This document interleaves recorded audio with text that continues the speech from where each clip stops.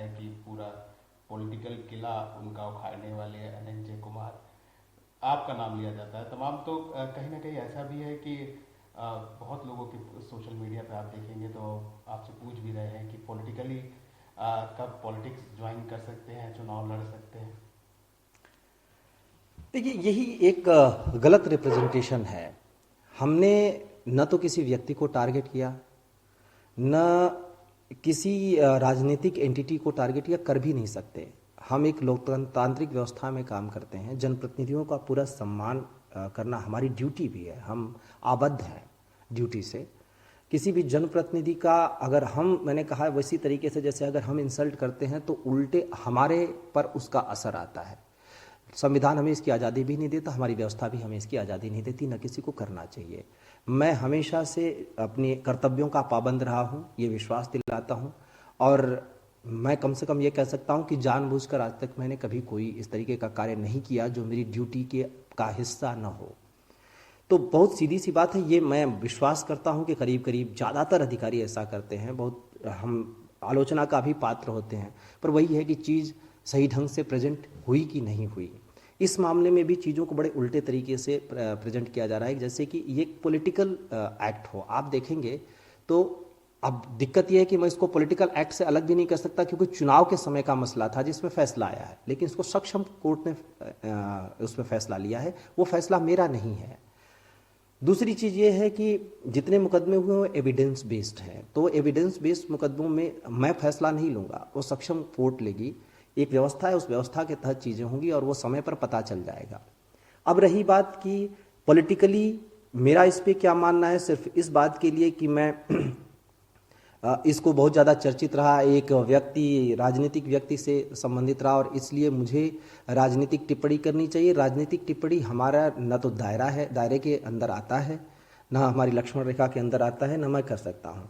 और बाकी मैं अपने प्रोफेशन से बहुत खुश हूँ। एक ध्येय लेकर हमने ये एग्ज़ामिनेशन दिया था, एक उद्देश्य के साथ। मुझे खुशी है कि अपने प्रदेश की, अपने लोगों की सेवा कर पा रहा हूँ और सरकार ने मुझे उतनी स्वतंत्रता दी है, उतना मौका भी दिया है। मेरे लिए सौभाग्य की बात है और ये ईश्वरीय कृपा है कि हम जिस जगह पर हैं, जिस पद पर हैं, उस पद पर बहुत सारे लोग आना चाहते हैं, हम आज उस जगह पे हैं। तो हमारा दायित्व तो बहुत ज़्यादा है कि हम उस चीज़ को फेल ना होने दें। एक विश्वास है, उस विश्वास को फेल ना होने दें। मैं हमेशा इस बात का ध्यान रखता हूँ। तो जाहिर सी बात है, न तो मेरी राजनीतिक किसी चीज़ में रुचि है। मेरी रुचि उतनी ही है जितनी एक सामान्य व्यक्ति की होती है, उससे ज़्यादा नहीं है। और अपने प्रोफेशन से मुझे असंतुष्ट होने का आज तक कोई मौका नहीं मिला है, न आज न कभी। ये मैं इस मामले में भी सौभाग्यशाली रहा हूँ। मुझे बहुत मौके अभी मिल रहे हैं, तो उस बारे में तो सोच भी नहीं सकता मैं। और दूसरी बात यह कि भविष्य में क्या सोचूंगा, एक तो ये है कि भविष्य किसी ने देखा नहीं है कि भविष्य में क्या होगा, लेकिन मैंने आपको बताया, मैं अपने कार्य को, अपने काम को एंजॉय करता हूँ, पसंद करता हूँ और उस पर गर्व करता हूँ कि मैं इस सर्विस का हिस्सा हूँ। वो चाहे जितनी इसकी आलोचना की जाए, मैं भी मानता हूँ कि बहुत सारे लोग होंगे जिनके गलत तरीके से चीज़ें आती हैं सामने। हम समाज का हिस्सा हैं, समाज से ही आते हैं। समाज में जितने परसेंट और जितने लोगों में बुराइयां हैं, वो हो सकता है हमारे अंदर भी हों। हम भी इनफॉलेबल नहीं हैं, हम भी इंसान हैं, इंसान से गलतियां होती हैं। लेकिन जो दायित्व की पूर्ति है, दायित्व की पूर्ति में कभी हम पीछे रहे तो वो हमारा दोष होगा। तो उस बारे में सोचना भी मेरे लिए गलत होगा।